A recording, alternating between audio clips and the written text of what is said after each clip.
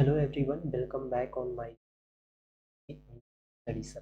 Guys, आपको topic दिख गया होगा। आज हम लोग पढ़ने वाले हैं समास। ठीक है, समास विग्रह सीखेंगे कि समास का विग्रह कैसे किया जाता है। समास से रिलेटेड जो भी सवाल पूछे जाते हैं उन सवालों को हम कवर करेंगे। साथ ही साथ उन सारे सवालों को कैसे सॉल्व किया जाएगा, कैसे बनाया जाएगा, सही उत्तर क्या होता है, समास को कैसे पहचानेंगे, इन सारे लॉजिक को हम लोग सीखेंगे, तरीकों को सीखेंगे और सीख करके समास के क्वेश्चन को सही करेंगे। ठीक है, अगर आप मेरे चैनल पे नए विजिट कर रहे हैं तो चैनल को सब्सक्राइब कर दीजिए, बेल आइकन को प्रेस कर दीजिए ताकि नई वीडियोस की अपडेट आपको सबसे पहले मिल सके, और वीडियो को लाइक कर दीजिए। चलिए, तो मैं आपको स्टार्ट करता हूँ।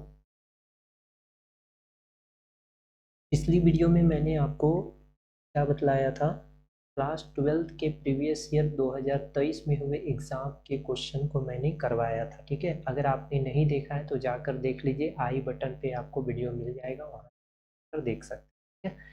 चलिए, तो सबसे पहले हम लोग समझते हैं समास। मुझे बतलाइए, समास कहते किसे, समास का डिफिनेशन क्या होता है।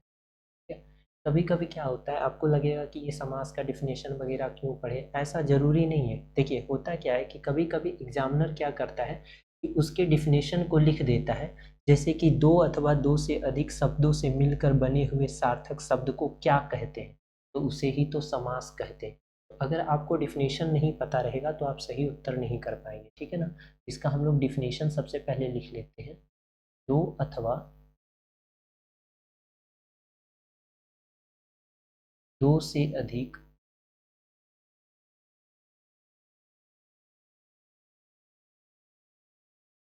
शब्दों से मिलकर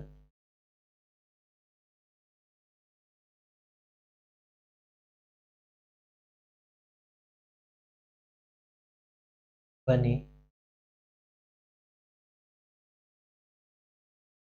सार्थक शब्द को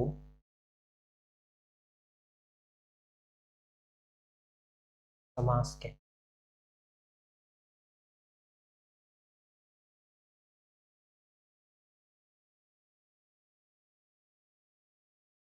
हैं। देखिए, यहाँ पे इम्पॉर्टेंट ये नहीं कि डिफिनेशन आपको याद करनी है, ये दिक्कत नहीं है। आपके क्वेश्चन में ऐसे दे देगा, दो अथवा दो से अधिक शब्दों से मिलकर बने सार्थक शब्द को क्या कहते हैं, वहां आपको पता होना चाहिए उसे क्या कहते हैं, समास कहते हैं। ठीक है ना। चलिए, तो समास में दो पद होते हैं। कितने पद होते हैं? दो पद होते हैं। समास के मुख्य रूप से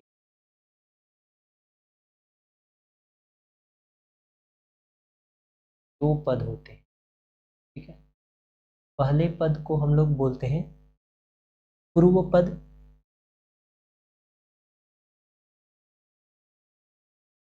और दूसरे को हम लोग बोलते हैं उत्तर पद। क्या बोलते हैं? उत्तर। ठीक है ना।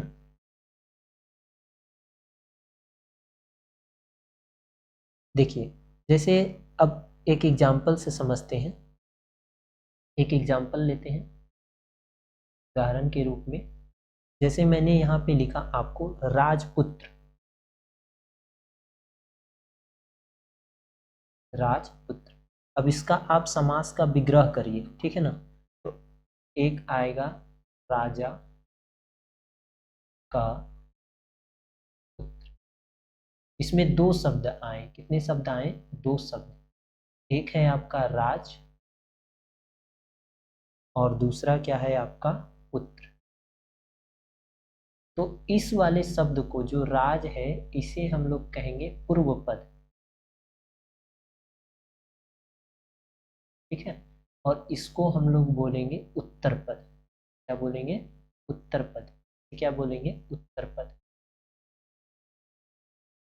अब आपको लगेगा ये सब मैं क्यों बता रहा हूँ, वो इसलिए बता रहा हूँ कि जब मैं आगे की कहानी समझाऊंगा आपको, तो आपको समझ में नहीं आएगा कि ये पूर्व पद क्या बोल रहे हैं, उत्तर पद क्या बोल रहे हैं। इसलिए आप चीज़ों को पहले से समझ के रहिए कि किसको उत्तर पद बोलेंगे, किसको पूर्व पद बोलेंगे। ठीक है ना।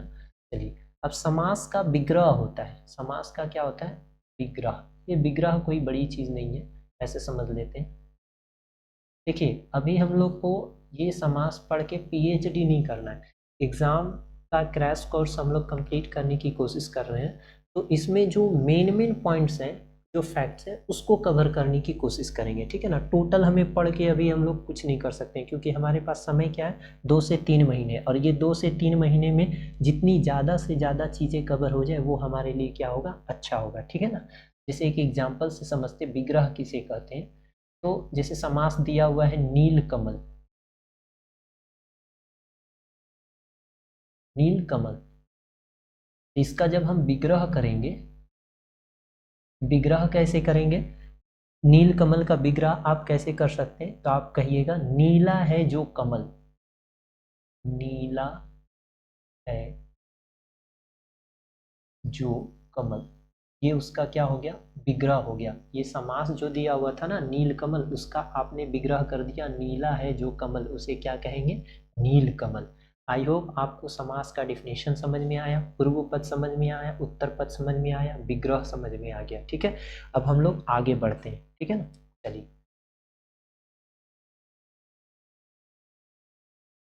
देखिए समास के भेद को समझते हैं।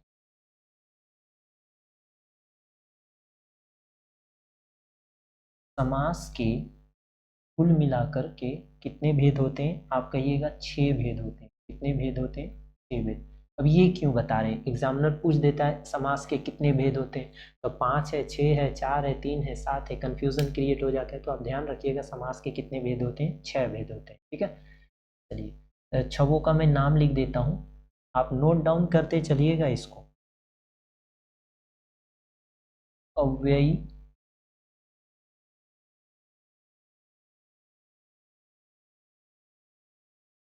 भाव समास, अव्ययी भाव समास। दूसरा तत्पुरुष समास,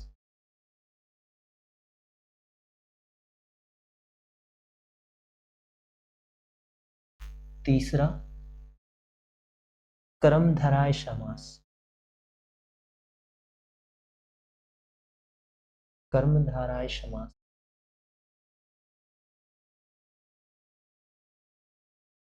चौथा दिग्गु समास,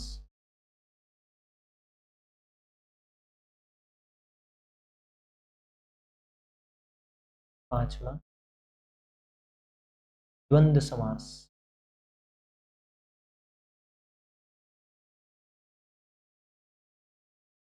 और लास्ट आपका छठा क्या हो जाएगा, बहुब्रीहि। बहुब्रीहि समास है ना, बहुब्रीहि ऐसे लिख देते हैं, बहुब्रीहि। चलो, बहुब्रीहि समास। किसी को और लग रहा है क्या, थोड़ा ठीक कर दूं।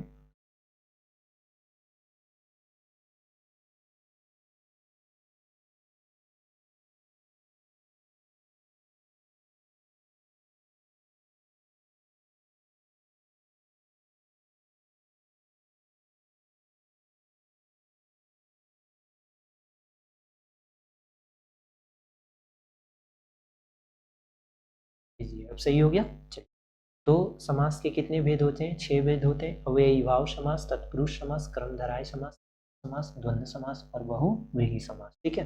कुल मिलाकर कितने, 6, ठीक है। अब उसमें कुछ चीजें हैं जो आप ओवरऑल याद रख सकते हैं, ठीक है। हालांकि मैं डिटेल में भी आपको समझाऊंगा।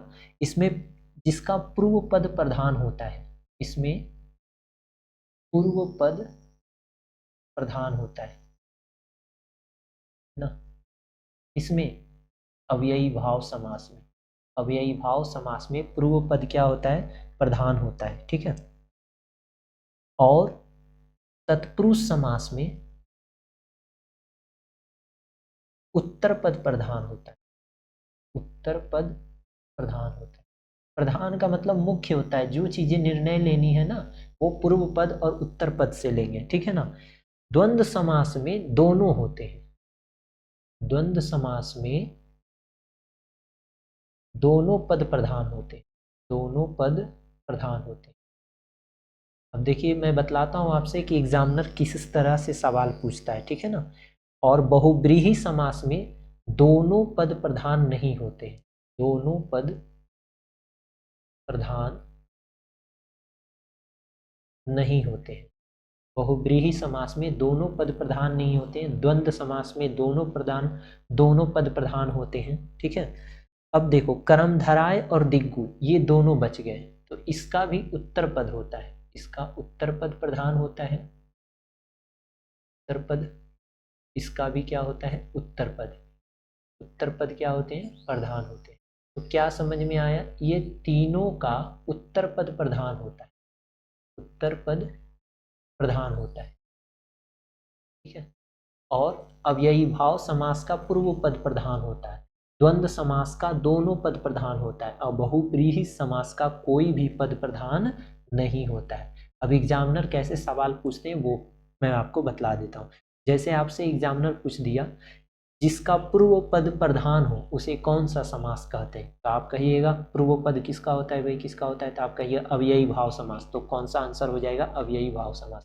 कहेगा जिसका दोनों पद प्रधान हो, तो दोनों पद किसका प्रधान होता है, तो आप कहिएगा द्वंद्व समास का। तो द्वंद्व समास का दोनों पद क्या हो गया, प्रधान हो गया।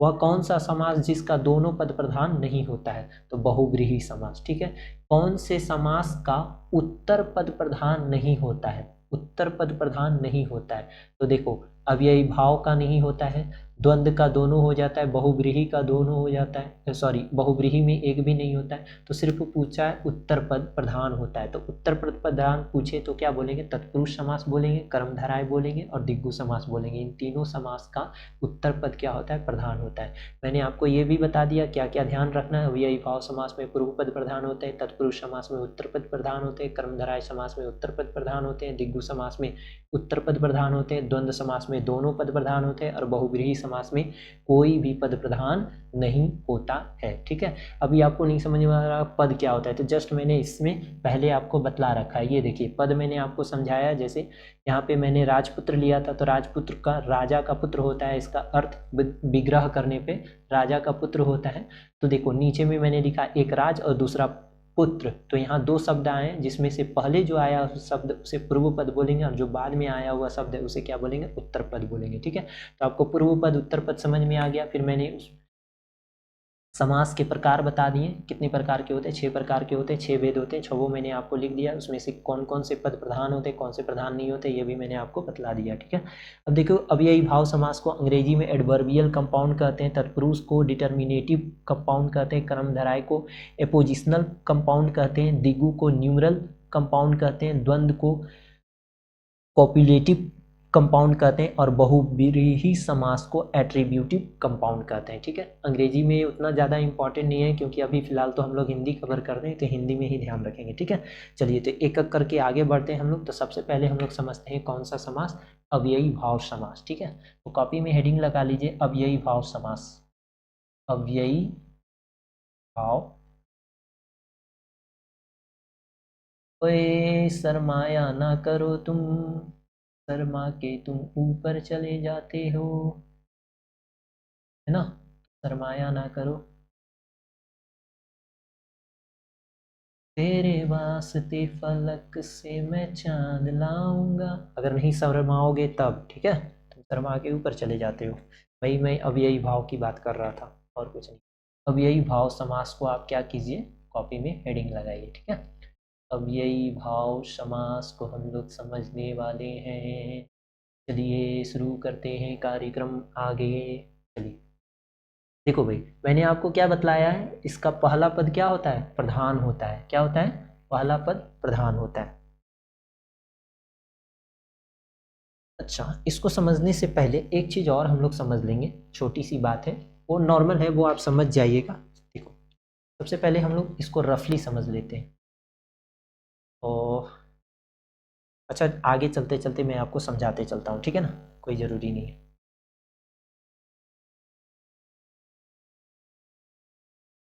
शुरू करें, क्या बोल रहा है भाई, हाँ चलो शुरू करते हैं।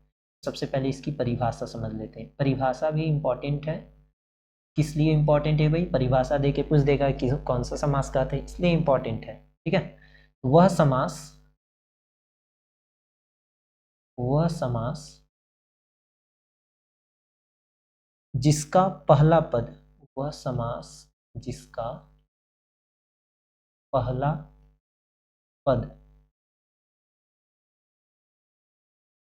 पहला पद बोले तो पूर्व पद ना, लिख दूं क्या? पूर्व पद मैं ऑलरेडी बता चुका हूं। अव्यय हो, अब मुझे यही तो बताना था आपको। अव्यय, अव्यय हो तथा प्रधान हो, उसे हम लोग कौन सा समास कहेंगे? अव्ययी भाव समास। वह समास जिसका पहला पद बोले तो पूर्व पद अव्यय हो तथा प्रधान हो। अब आपको ये नहीं समझ में आया ये नया वर्ड क्या आ गया, अव्यय किसे कहते हैं भाई? ठीक है, तो देखो अव्यय किसे कहते हैं मैं नोट में लिख देता हूँ यहाँ पे। ठीक है, चलिए आप नोट बना कर करके लिख लीजिए अव्यय किसे कहते हैं। अगर आप इसे पहले से जानते हैं अव्यय का अर्थ क्या होता है तो लिखने की कोई ज़रूरत नहीं है, और अगर नहीं जानते हैं तो डिफिनेशन के तौर पे, परिभाषा के तौर पर लिख लीजिए। ठीक है, किसी भाषा के वे शब्द होते हैं, अगर किसी भी भाषा को लिखते हैं तो भाषा का वह शब्द, भाषा का फिर शर्मा गया भाई। ना, लोग बचपन में रबर को क्या बोलते थे? मिटौना बोलते थे ना, मिटौना दो, मिटौना, है ना? वह शब्द,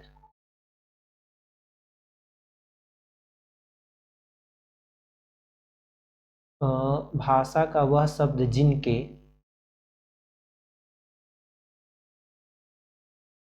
रूप में, लिंग में, रूप में, लिंग में, वचन में,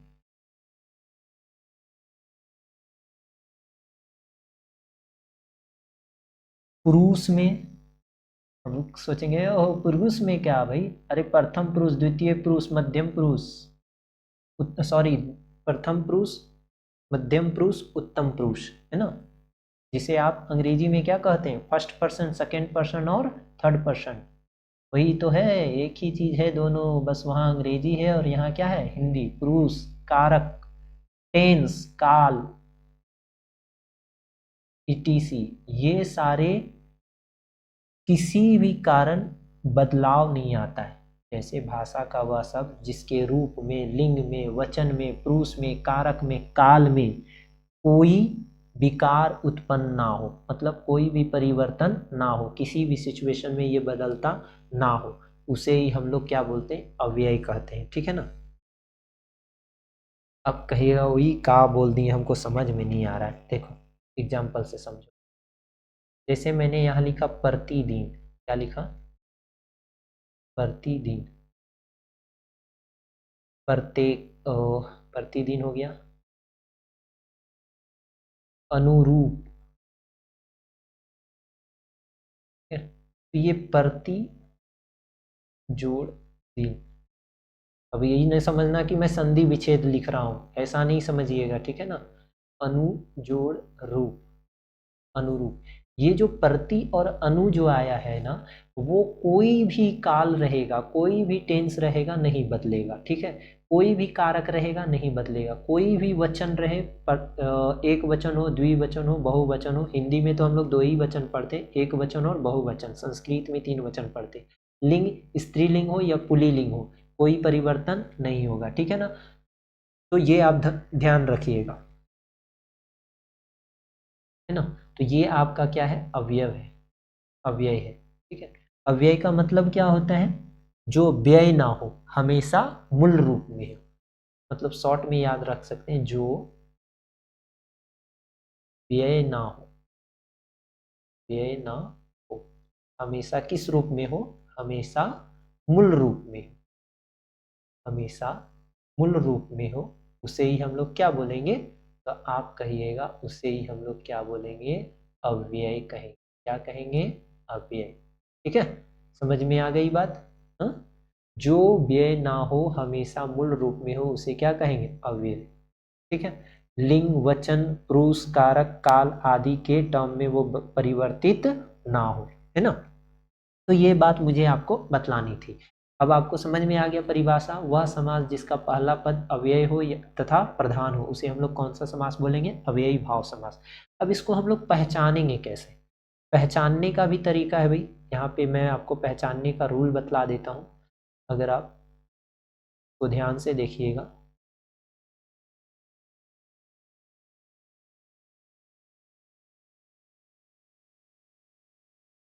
पहचान कैसे कर सकते हैं इसको, ठीक है। तो जब आप इसका पहचान करने जाइएगा ना, तो इसका पहला पद जो है वो या तो अनु रहेगा, ठीक है, या तो परती रहेगा, अनु रहेगा, परती रहेगा, भर रहेगा, यथा रहेगा, यावत रहेगा, और क्या रह सकता है भाई? हर रहेगा, है ना। और क्या हो सकता है? आ हो सकता है, etc। ये सारे शब्द अगर आपको कहाँ पे देखने को मिल जाए? पूर्व पद में मिल जाए। कौन से पद में? पूर्व पद में अगर मौजूद हो तो वो कौन सा समास हो जाएगा? पूर्व पद में मौजूद हो तो हम लोग कौन सा समास समझेंगे? अव्ययी भाव समास। एग्जाम्पल से समझते हैं बाबू। उदाहरण इसका लेते हैं, जैसे प्रतिदिन। देखो प्रति आ गया ना, प्रतिदिन। और मैं लिख देता हूं आजन्म, आजन्म। और क्या? यथासंभव, यथा संभव, उसने यथा संभव प्रयास किया, है ना। अनुरूप, अनुरूप, भर पेट, है ना। ये सब कौन सा समास होगा? आप कहिएगा सब का सब कौन सा समास है? अव्ययी भाव समास। जैसे प्रतिदिन का प्रति जोड़ दिन क्या बन सकता है? प्रति जोड़ दिन, है ना।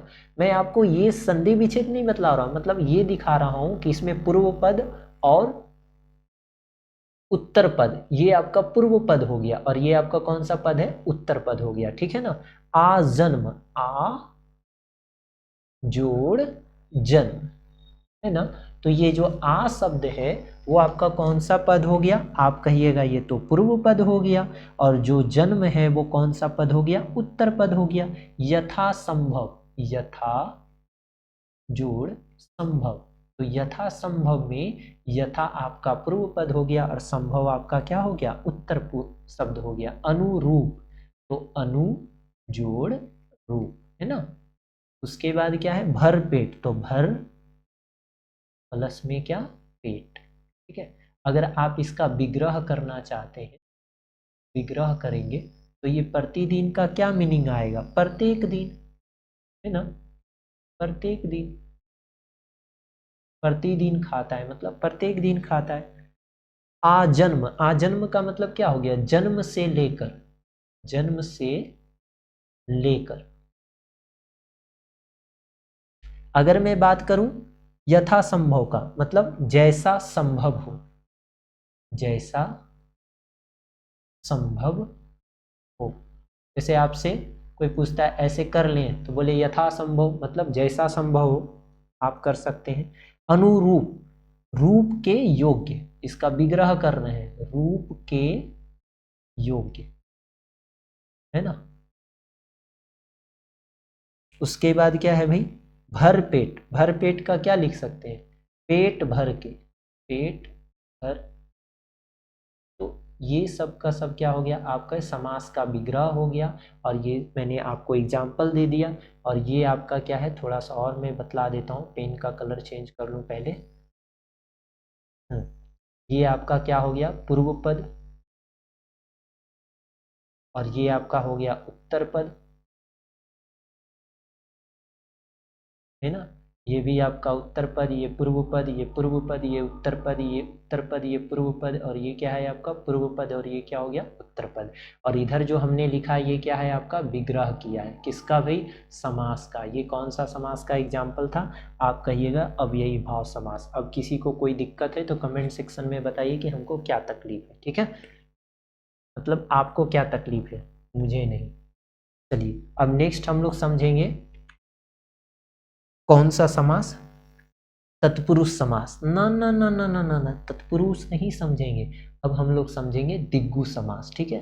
क्योंकि हम लोग बैलेंस करके चलेंगे, जो आसान है उसको चीज़ों को पहले समझेंगे और फिर बाद में जो है ना कंपैरिजन में हमको करना है कि आपको दिमाग में कंफ्यूजन कैसे क्रिएट करते थे। कभी कभी ये नीलकमल हो गया, नीलकंठ हो गया, ये सब कंफ्यूजन करता है, ये दो दो समास के अंतर्गत आता है, तो वो मैं आपको समझाऊंगा कि कैसे उसको एलिमिनेट करें कि कौन सा कर्मधारय में आएगा और कौन सा बहुब्रीहि समास में आएगा, ठीक है ना। तो कभी कभी कंफ्यूजन होता है, पहले मैं जो आपको चीज़ें सिखा रहा हूँ उसको आप सीखने की कोशिश कीजिए, ठीक है। चलिए तो आप कॉपी में हेडिंग लगा दीजिए दिग्गु समास। कौन सा समास, दिग्गु समास,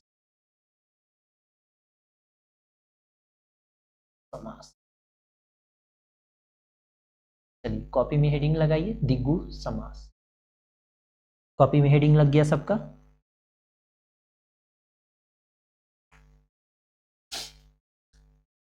देखो ये दिग्गु, जब भी आपके दिमाग में दिग्गु समास आए तो आप एक वर्ड ध्यान रखिएगा, डिजिट। क्या याद रखिएगा, डिजिट। और डिजिट का मतलब होता है अंक। क्या होता है, अंक। अब आपको लगेगा मैं डिजिट ही क्यों बोल रहा हूँ, नंबर भी तो बोल सकता हूँ, संख्या है? देखो डी से डिजिट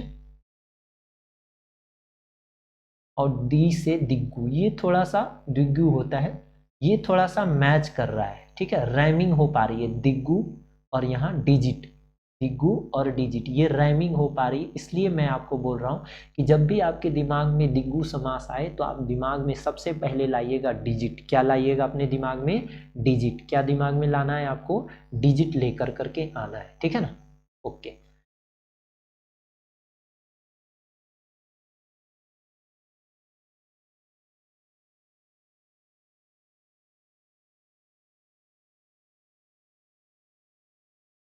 मैंने आपको क्या बतलाया कि अगर आपके दिमाग में जब कभी दिग्गु समास आए तो दिग्गु समास में आपको ध्यान क्या लानी है, डिजिट को ध्यान लाना है। क्या लाना है, डिजिट। डिजिट बोले तो अंक। अब ये क्या लॉजिक है ये मैं आपको समझाता हूँ कि इसके ऐसा मैंने आपको क्यों कहा, ठीक है। चलिए तो आप तुरंत से समझ जाइएगा कि ऐसा मैंने क्यों कहा। वह समास जिसके समस्त पद का पूर्व पद संख्यावाचक विशेषण हो। अब आप कहिएगा ओह ये क्या बोल दिए, हमको समझ ही में नहीं आया। देखो वह समास, ओए भाई किधर गए पेन, पेन। वह समास जिसका पूर्व पद, पूर्व पद मतलब आप कहिएगा पहला पद, इतना जल्दी भूल जाएंगे। पूर्व पद संख्यावाचक विशेषण हो। कौन सा विशेषण हो, संख्यावाचक विशेषण, संख्यावाचक विशेषण। अब कहिएगा हमको संख्यावाचक विशेषण नहीं समझ में आ रहा है क्या होता है, तो आप सीधा सीधा अभी याद रखिए कि मैं अंक की बात कर रहा हूँ, नंबर्स आपको दिखाई दे, ठीक है ना, विशेषण हो, ठीक है, विशेषण हो। और इसमें इसमें जो है समूह या समाहार का ज्ञान हो, ठीक है। वह समास जिसका पूर्व पद संख्यावाचक विशेषण हो, समूह या समाहार का ज्ञान हो, उसे हम लोग क्या बोलेंगे, दिग्गु समास बोलेंगे। एक मैं कंसेप्ट यहां लिख देता हूं, दिग्गु बोले तो डिजिट, है ना, दिग्गु बोले तो डिजिट। और डिजिट का मतलब क्या होता है, डिजिट का मतलब होता है अंक, डिजिट का मतलब होता है अंक। भाई कभी कभी ई उछल के ऊपर चला जाता है शर्मा के, थोड़ा आप समझने की कोशिश करिएगा, ऊपर जो गया है वो नीचे ही रहेगा, ठीक है ना। थोड़ा ये टेक्निकल चीज़ें हैं, इधर उधर हो रही है। चलो तो एग्जाम्पल से हम लोग समझते हैं दिग्गु समास, आपको कैसे लगेगा कि डिजिट डिजिट का बोल रहे हैं। देखो सबसे पहले आप एक एग्जाम्पल लिखिए। क्या लिखिएगा एग्जाम्पल के तौर पे? तो एग्जाम्पल के तौर पे आप लिखिए सप्त सिंधु। क्या लिखेंगे? सप्त सिंधु। एग्जाम्पल लिख लीजिए भाई, सप्त सिंधु। सब कोई बोलते हैं दोपहर, बोलते हैं कि नहीं बोलते? त्रिलोक बोलते हैं कि नहीं बोलते हैं?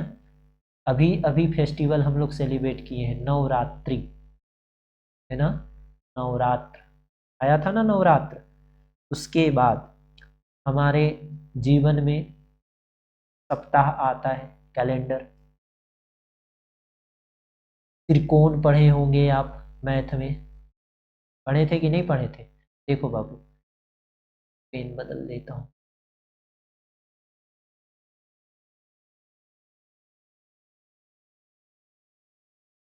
देखो सप्त सिंधु का अर्थ होता है 7 सिंधुओं का समूह। 7 सिंधुओं का समूह। 7 सिंधुओं का क्या होता है? समूह। दोपहर का मतलब होता है क्या? आप कहिएगा दो पहरों का समूह। दो पहरों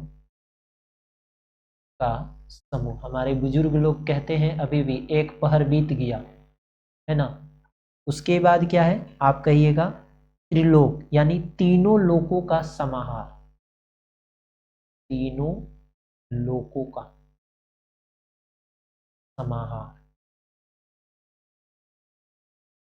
नवरात्र। नवरात्र का मतलब क्या होता है? आप बतला दीजिए मुझे, कहिएगा नवरात्रि। नौ, 1 2 3 4 वाला नौ, नवरात्रि का समूह। बाबू अब इतना में आप समझ गए होंगे। देखो यहाँ पे अंक आया ना, 7 2 3 9, यहाँ भी 7 आएगा, है ना। फिर यहाँ 3 आएगा। तो ये जो अंक आपको दिखलाई दे रहे हैं ना, ये जिस समास में दिखलाई देगा उसका आप क्या बतलाइएगा? दिग्गु समास बताइए। क्या बतलाइएगा? दिग्गु समास। इसका कौन सा पद प्रधान होता है? पूर्व पद प्रधान होता है। कौन सा पद प्रधान होता है? पूर्व पद प्रधान होता है, ठीक है ना। आप ध्यान रखिएगा, इसका कौन सा पद प्रधान होगा? पूर्व पद प्रधान होगा। कैसे? अरे भाई पूर्व पद प्रधान नहीं होगा, दिग्गु समास है ना आपका, तो दिग्गु समास में उत्तर पद प्रधान होगा। उत्तर पद क्या होगा? प्रधान होगा। मतलब यहाँ से यहाँ तक ये जो सिंधु शब्द आया ना, सप्त, इसको अगर मैं इस तरीके से लिखूं, सप्त जोड़ सिंधु, ऐसे लिखा जाएगा, है ना। तो ये उत्तर पद क्या है? प्रधान होगा ना, इसका उत्तर पद प्रधान होगा। और आपको ध्यान क्या रखनी है कि इसके पहले क्या आएगा? डिजिट आएगा, अंक आएगा, और वो कौन सा समास हो जाएगा? दिग्गु समास हो जाएगा। आई होप आपको समझ में आया होगा। कुछ और एग्जाम्पल लिखना चाहें तो आप लिख सकते हैं। जैसे हाँ, एक हमारा प्यारा सा एग्जाम्पल, तिरंगा। ये तिरंगा क्या अर्थ होगा इसका? हाँ? 3 रंगों का समूह, है ना। ये मैं तिरंगा आपको हिंदी में समझाने के लिए लिख रहा हूँ ऐसा। 3 रंगों का समूह, ऐसा नहीं कि तिरंगा का अर्थ ही है, ऐसा मत समझना, ठीक है। अरे भाई ये क्या हो गया? Oh shit.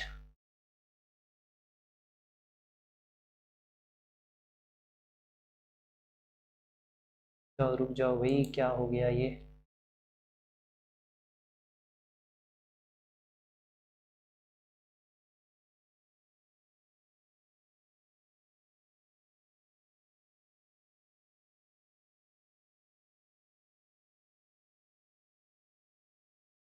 अरे ये मिट गया डाटा, अब इसको कैसे ला सकते हैं? हम्म, ये तो जो मैंने लिखा वो मिट गया है, मुझे फिर से लिखना पड़ेगा। ओह टेक्निकल बाबा, परेशान करते हैं मुझे। चलिए, हालांकि हो ही गया था, ये मिट गया है, आप इसको पॉज करके देख लीजिएगा, ठीक है। अब मैं इसको रिकवर नहीं कर पाऊंगा, तो रिकवर करने में मुझे टाइम लग जाएगा, ठीक है। तो मैं आगे आपको बतला देता हूँ, ठीक है। चलिए, तो आप इसको स्टॉप करके देख लीजिएगा भाई, थोड़ा सा सॉरी ये प्रॉब्लम हो गया। आगे है आपका द्वंद्व समास। कौन सा समास है? द्वंद्व समास।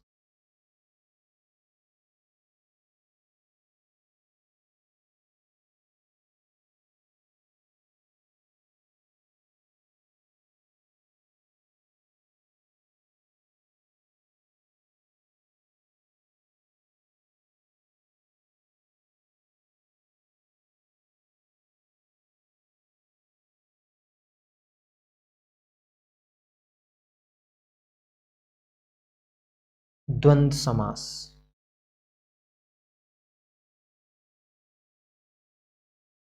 ठीक है। चलिए, अब हम लोग समझते हैं द्वंद्व समास। द्वंद्व समास भी आसान है, बहुत आसान है, बहुत ज़्यादा डिफिकल्ट नहीं है, इजीली आप जान जाओगे, ठीक है ना। जिसके समस्त पद के दोनों पद प्रधान हो।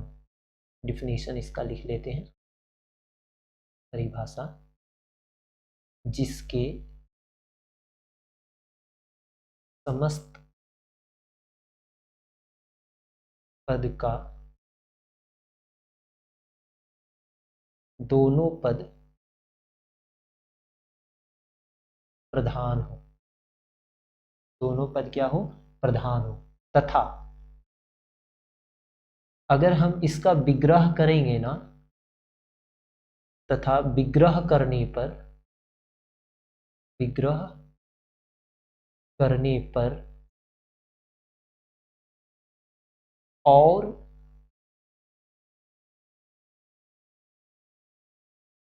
एवं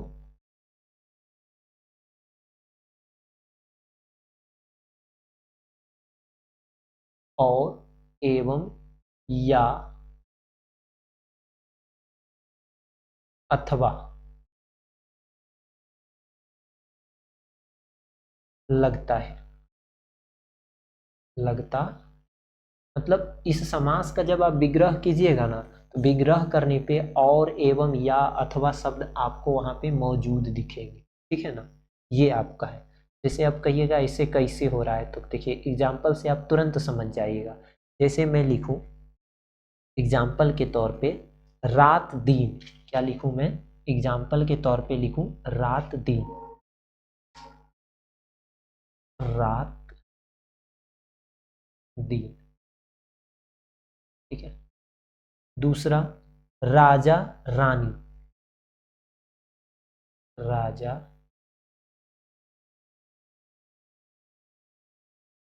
अरे भाई लोग, राजा रानी, ठीक है। नदी नाले। नदी नाले। पाप पुण्य। पाप पुण्य। सुख दुख। सुख इधर से होता है भाई, सुख दुख। तो इसका जब आप विग्रह करिएगा तो क्या आएगा? रात दिन का विग्रह करने पर रात और दिन। रात और दिन, है ना।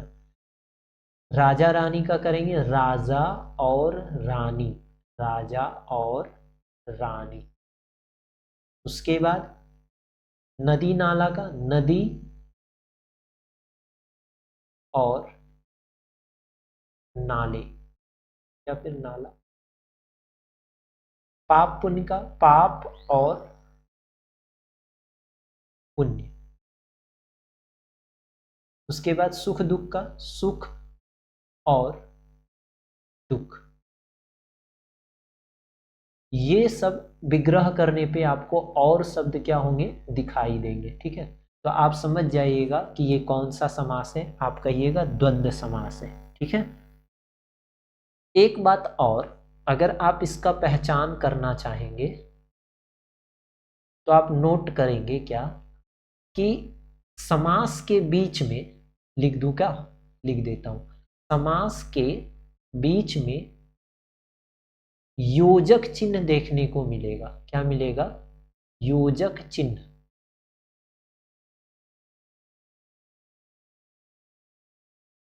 देखने को मिलेगा, देखने को मिलेगा।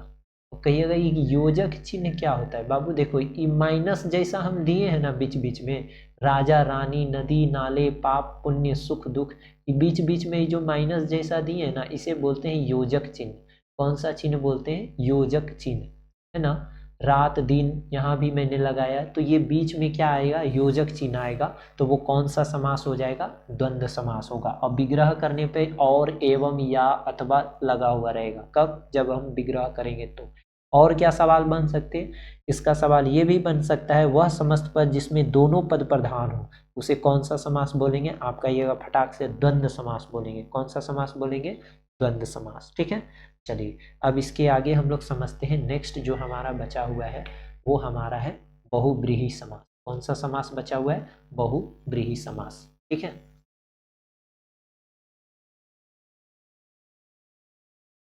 इसको मिटा दूं? चलिए मैं इसको मिटा देता हूं। नहीं मिटा दूंगा तो गड़बड़ हो जाएगा। चलो मैं मिटाता नहीं हूँ, आगे बढ़ाता हूँ।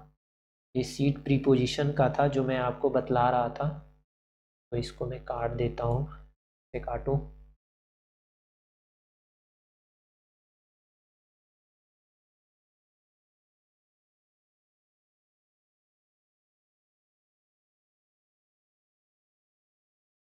हम्म, ये आपका नहीं है भाई प्रीपोजिशन, मैं आपको नहीं बतला रहा, ये प्रीपोजिशन नहीं है। ठीक है, ये समझ जाओगे यार, उतना बेवकूफ़ तुम लोग थोड़ी हो, ये मत कंसिडर करने लगना। ये नहीं है ना, इसमें मैं टाइम वेस्ट क्या करूँ, तुम समझ जाना फटाक से। मैं इसको थोड़ा कलरफुल बना देता हूँ तुम्हारे सामने, ताकि तुमको भी अच्छा लगे। ये कौन सी पेंटिंग है? ये दुनिया में तो कहीं देखा ही नहीं मैंने। तो ये किसने बनाया भाई? तो इस यूट्यूबर ने बनाया। ठीक है, ध्यान रखिएगा। ऐसी पेंटिंग आपने अपने जीवन में कभी नहीं देखी होगी, लेकिन अपने जीवन में बहुत सारी ऐसी पेंटिंग बनाई होगी। कहिएगा कब हम बनाए? अरे भाई जब आपकी गलती हो जाती थी तो ऐसे ही तो आप गेज देते थे, है कि नहीं? अब बोलिए नहीं करते थे? हाँ करते थे। ठीक है, अब तो और मज़ा आएगा। ये देखो मैं दिखलाता हूँ क्या मज़ा आने वाला है। ये देखो ये हमारा क्या बन गया, यहाँ पे लिखने के लिए एक हाइलाइटर बन गया ये, है ना। अब हम लोग जब लिखेंगे तो ये मस्त दिखेगा यहाँ पे। ये देखो यहीं पे मैं लिख देता हूँ बहुव्रीहि समास। कौन सा समास? बहुव्रीहि समास। आहा, आहा, बहुव्रीहि समास। ठीक है, किसी को दिक्कत हो रहा है क्या? यहाँ लिखो क्या? अरे आप लोग सब समझदार हो, आप लोगों को कभी दिक्कत क्या होगी? बहुव्रीहि समास। आप लोग मेरे इतने कोऑपरेटिव पर्सन, है ना। बहुव्रीहि समास। अब हम लोग इस टॉपिक को देखने वाले हैं, बहुव्रीहि समास। ये काफ़ी इंटरेस्टिंग है और यहीं से कहानी शुरू होती है, क्योंकि ये सब जो है सो ईजिली आप समझ भी गए होंगे और आसान भी था, बहुत ज़्यादा नहीं था। मे भी आपको याद भी होगी।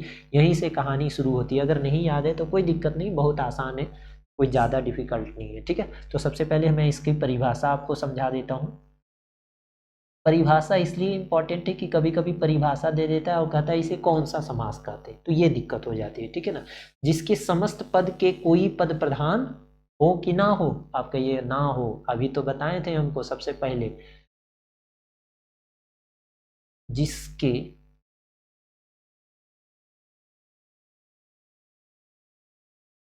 समस्त पद, समस्त पद के कोई भी पद, कोई भी पद प्रधान ना हो। ना यानी कि ना पूर्व पद प्रधान होगा, ना कि उत्तर पद प्रधान होगा। ठीक है ना, दोनों पद मिलकर, ये दोनों पद मिलकर तीसरे पद, तीसरे पद की ओर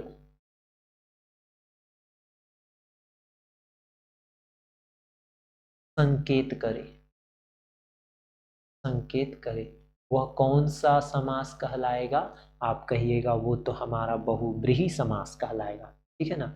अब बहुब्रीहि को टेक्निकली कैसे याद रखेंगे? देखो अपना अपना सोचने का लॉजिक है, मैं आपको बताता हूँ।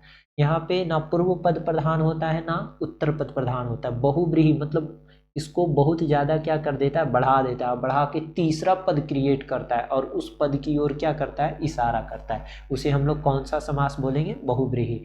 अगर नहीं समझ में आता है तो गधों की तरह इसे रटो फिर, ठीक है ना। सॉरी, चलिए देखते हैं इसको, है ना। अब कैसे ये तीसरा पद क्रिएट करेगा? तो बहुत आसान है, देखिए आप इजीली जानते भी होंगे। जैसे जैसे क्या लिखें तो शुरुआत हम उन्हीं से करेंगे जो हर काम करने से पहले जिनका नाम लिया जाता है। आप कहिए किनका नाम लिया जाता है? तो कहते हैं हम तो जानते हैं, आप ही बताइए किसका नाम ले रहे हैं हम? लंबोदर, दशानन,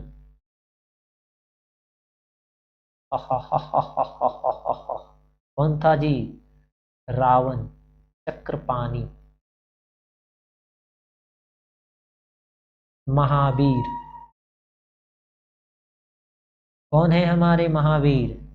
चतुर्भुज,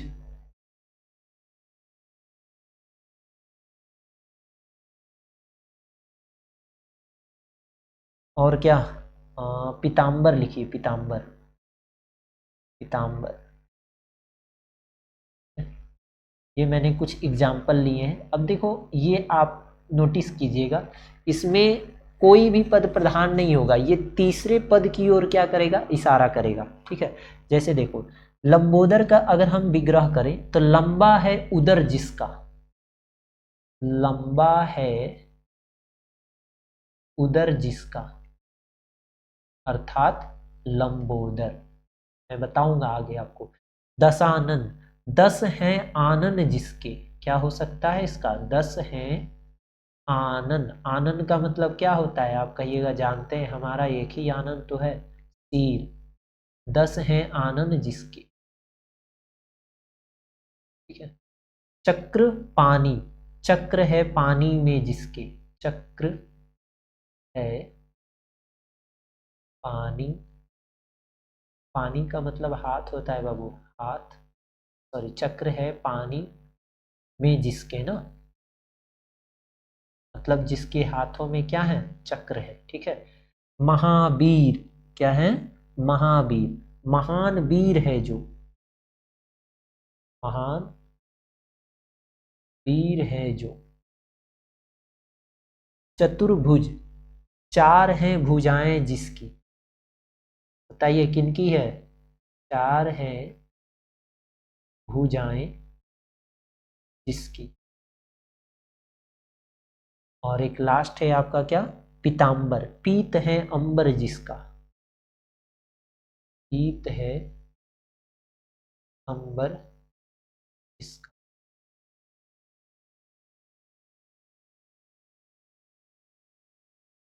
अब देखो मैं इसलिए नहीं लिख रहा था, अब लिखूंगा, मजा आएगा लिखने में। या कलर पहले बदल देता हूँ, है ना। देखो लंबोदर, लंबा है उदर जिसका, किनका उदर लंबा है? आप कहिएगा गणेश जी, हमारे गणपति जी, है ना। उसके बाद दशानन, दशानंद का मतलब जिसके 10 हैं आनन, अर्थात कौन? रावण। चक्रपाणी, चक्रपाणी का मतलब जिनके हाथों में क्या है? चक्र है, अर्थात कौन? विष्णु। महावीर, महान है वीर जो, कौन है वो? तो आप कहिएगा श्री हनुमान जी। कौन? हनुमान। चतुर्भुज मतलब 4 हैं भुजाएं जिसकी। अब किनकी 4 भुजाएं हैं बतला दीजिए आप मुझे। हाँ? तो आप कहिएगा तो बहुत सारे हैं, लेकिन ये विष्णु के लिए ज़्यादा प्रसिद्ध है ना। विष्णु भगवान को अधिकांशता आपको 4 भुजाओं में ही दिखाया गया है। ठीक है ना। पीताम्बर, पीत है अंबर जिसका, किनका? तो आप कहिएगा कृष्ण भगवान का, है ना। कृष्ण भगवान का प्रोग्राम देखिएगा, उसमें आपको दिखाएगा पूरा यूनिफॉर्म जो, सॉरी वो कपड़े जो पहनते हैं उसमें आपको पीला पीला ज़्यादा दिखाया जाता है। ठीक है ना। तो ये हो गया आपका क्या। अब थोड़ा ध्यान से देखिएगा, नोटिस कीजिएगा, यहाँ पे मैंने लिखा है लंबोदर, लंबा है उदर जिसका, विग्रह करने पे किसको इंडिकेट कर रहा है? आप कहिएगा ये तो गणपति जी को इंडिकेट कर रहा है, गणेश को इंडिकेट कर रहा है। तो मैंने भी तो डिफिनीशन में यही बतलाया कि जिसका कोई पद प्रधान ना हो बल्कि ये तीसरे पद की ओर इशारा करे, उसे हम लोग कौन सा समास कहेंगे? बहुव्रीहि समास कहेंगे। क्या कहेंगे? बहुव्रीहि समास। बात समझ में आ गया? तो बस यही था आपका कंसेप्ट जो आपको समझनी थी। ठीक है, चलिए इसी के साथ मैं सेशन को समाप्त करता हूँ। अरे भाई थोड़ा और बताऊँ क्या? देखो जैसे दशानन, दशानन का मतलब क्या है? 10 हैं आनन अर्थात सिर जिसके, तो किनके सिर 10 हैं? तो आप कहिएगा रावण के। किसके? रावण के। उसके बाद चक्र पानी, चक्र है पानी में जिसके, पानी मतलब जल नहीं, पानी का मतलब हाथ बाबू, ठीक है ना, हाथ में जिसके। तो किनके हाथों में चक्र रहता है? तो आप कहिएगा विष्णु जी के हाथों में चक्र रहता है। तो ये जो लंबोदर, दशानन, चक्रपाणी, महावीर, चतुर्भुज, पीताम्बर, ये सब का सब कौन सा समास हो जाएगा? आप कहिएगा ये जो है हमारा बहुव्रीहि समास है। ठीक है, एक बार मैं फिर से रिवाइज कर देता हूँ सारी चीजों को। सबसे पहले मैंने आपको बताया था समास। समास दो अथवा दो से अधिक शब्दों से मिलकर बने सार्थक शब्द को क्या कहते हैं? समास कहते हैं। समास में दो पद होते हैं, पूर्व पद और उत्तर पद। ठीक है, जैसे राजपुत्र हो गया, राजा का पुत्र, इसमें जो राज और पुत्र आया, राज जो है वो पूर्व पद है और पुत्र जो है ये कौन सा पद हो जाएगा? उत्तर पद हो जाएगा। तो इसी को हम लोग पूर्व पद और उत्तर पद करते हैं। अगर मैं विग्रह करने की बात करूं, जैसे राजपुत्र का विग्रह करते हैं तो राजा का पुत्र हो जाएगा। क्या हो जाएगा? राजा का पुत्र। एक और विग्रह करके मैंने यहाँ साइड में समझाया एग्जाम्पल के तौर पर, नील कमल, इसका विग्रह करने पर नीला है जो कमल, नीला है जो कमल, ये विग्रह हो गया। ठीक है ना। उसके बाद समास के 6 भेद होते हैं: अव्ययी भाव समास, तत्पुरुष समास, क्रमधराय समास, दिग्गु समास, द्वंद्व समास और बहुव्रीहि समास। ठीक है, अव्ययी भाव समास में पूर्व पद प्रधान होते हैं, तत्पुरुष समास में उत्तर पद होते हैं, क्रमधराय में उत्तर होते हैं, दिग्गु समास में उत्तर पद प्रधान होते हैं और द्वंद्व समास में दोनों पद प्रधान होते हैं, जैसे राजा रानी, दिन रात, भाई बहन, मौसा मौसी। ये कौन सा समास हो जाएगा? द्वंद्व समास। बहुव्रीहि समास वह समास जो दोनों पद प्रधान नहीं होते बल्कि एक तीसरे पद का क्या करते हैं? तीसरे पद की ओर इशारा करते हैं, है ना। तो उसे हम लोग कौन सा समास कहते हैं? बहुव्रीहि समास। इतना ही में कहानी खत्म हो गया। जिसको समझ में आया ठीक है, नहीं समझ में आया आगे देखो डिफिनेशन में। ठीक है, अव्ययी भाव समास वह समास जिसका पहला पद पूर्व पद अथवा अव्यय हो अथवा प्रधान हो। कहने का मतलब वही हो कि पहला पद क्या हो? मुख्य हो। ठीक है ना। अब अव्यय किसको कहते हैं? अव्यय उसको कहते हैं कि भाषा का वह शब्द जिनके रूप, लिंग, वचन, पुरुष, कारक, काल के प्रभाव से वो कोई विकार नहीं होता है, मतलब कोई परिवर्तन नहीं होते, उसे हम लोग क्या बोलते हैं? अव्यय बोलते हैं। ठीक है, अव्यय का मतलब जो व्यय ना हो, हमेशा मूल रूप में है, परिवर्तित ना हो, उसे हम लोग क्या कहेंगे? अव्यय कहेंगे। ठीक है, फॉर एग्जाम्पल प्रतिदिन, प्रतिदिन मतलब प्रति जोड़ दिन, तो ये प्रति शब्द क्या है? अव्यय हो गया। अनुरूप में अनु शब्द क्या हो गया? इसका क्या हो गया? अव्यय हो गया, है ना। तो यहाँ पे परिवर्तन नहीं आएगा। अगर आप इसका प्लुरल भी बनाइएगा तो भी यही लिखाएगा, किसी भी टेंस में लिखिएगा तो भी अनु लिखाएगा, अगर स्त्री के लिए तो भी अनु, पुरुष के लिए तो भी अनु। ठीक है, प्रथम पुरुष, मध्यम पुरुष, उत्तम पुरुष, तीनों पुरुष में ये क्या आएगा? प्रति ही आएगा, ये परिवर्तित नहीं होता है, इसीलिए हम लोग इसको क्या बोलते हैं? अव्यय बोलते हैं। इसको क्या, ऐसे बहुत सारे शब्द है जिसे हम लोग क्या बोलेंगे? अव्यय बोलेंगे। सिंपल सी बात है, याद ये रखेंगे, वह शब्द जिसके लिंग, वचन, रूप और कारक में, काल में कोई परिवर्तन नहीं आता है, उसे हम लोग क्या बोलेंगे? अव्यय बोलेंगे। ठीक है, पहचान करने के लिए जैसे आपको ये समास पहचान करना है तो अनु, प्रति, भर, अथा, यावत, हर, आ इत्यादि शब्द आपको पूर्व पद में देखने को मिलेगा, उसे हम लोग कौन से समास के अंतर्गत रखेंगे? अव्ययी भाव समास के अंतर्गत, जैसे कि एग्जाम्पल में आप एक दो देख सकते हैं। ठीक है, उसके बाद हम लोग कुछ एग्जाम्पल लिए, प्रतिदिन, आजन्म, यथासंभव, अनुरूप, भरपेट, ये मैंने आपको करके दिखाया जिसमें पूर्व पद और उत्तर पद देखे थे आपने। ठीक है, प्रति, आ, यथा, अनु, भर, ये सारे शब्द आए जो आपको पहचानने के कंसेप्ट में मैंने आपको यहाँ सबसे नीचे लिख रखा है। ठीक है, आगे बढ़ते हैं हम। इसका अगर विग्रह करें तो प्रत्येक दिन, आजन्म का जन्म से लेकर करके, यथासंभव मतलब जैसा संभव हो, और अनुरूप का मतलब अनु के योग्य, सॉरी रूप के योग्य, है ना। उसके बाद भरपेट, पेट भर के, है ना, इसका अर्थ होता है ये विग्रह करने पर। आगे बढ़ते हैं हम। उसके बाद द्वंद्व समास हम लोगों को पढ़ना था, जिसके समस्त पद का दोनों पद प्रधान हो तथा विग्रह करने पर और, एवं, या अथवा शब्द लगा हुआ होता है। ठीक है, उसके बाद समास, इसके बीच में आपको क्या देखने के लिए मिला? समास के बीच का योजक चिन्ह देखने को मिलेगा। योजक चिन्ह देखो यहाँ ये लगा हुआ है भाई, योजक चिन्ह, ये आपका योजक चिन्ह है। सिंगल एक खींचेंगे तब योजक होगा, ऐसा नहीं बराबर आप खींच दो। तो ये क्या है, योजक चिन्ह है, ठीक है। और जब आप इसका विग्रह कीजिएगा तो बीच में क्या देखने को मिलेगा, और देखने को मिलेगा। जहाँ आप देख पा रहे हैं यहाँ पे और आया है, और या तो या आएगा या तो एवं आएगा अथवा आएगा, ठीक है। तो इस तरीके से आते हैं, ठीक है। आगे बढ़ते हैं हम लोग। तो ये था आपका। उसके बाद है बहुव्रीहि समास। बहुव्रीहि समास परिभाषा, जिसके समस्त पद के कोई भी पद प्रधान ना हो, दोनों पद मिलकर तीसरे पद की ओर क्या करते हैं, संकेत करते हैं, उसे हम लोग कौन सा समास कहते हैं, बहुव्रीहि समास कहते हैं। लंबोदर, दशानन, चक्रपाणी, महावीर, चतुर्भुज, पीताम्बर, ये सारे के सारे कौन से समास है, बहुव्रीहि समास है। बहुव्रीहि समास का जब हम विग्रह करेंगे तो तीसरे पद की ओर क्या करेगा, सॉरी तीसरे पद की ओर क्या करेगा, इशारा करता है, ठीक है ना। चलिए यहीं तक रहने देते हैं। इसके आगे की कहानी हम लोग नेक्स्ट क्लास में समझेंगे, नेक्स्ट वीडियो में मैं आपको बतला दूंगा। रहने दीजिए, bye bye, good bye, thanks for watching.